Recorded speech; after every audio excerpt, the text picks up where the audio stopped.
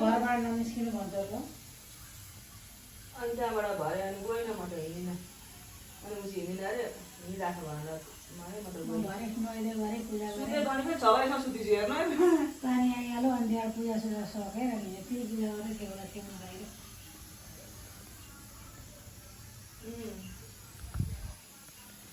अलगै पानी पर्दै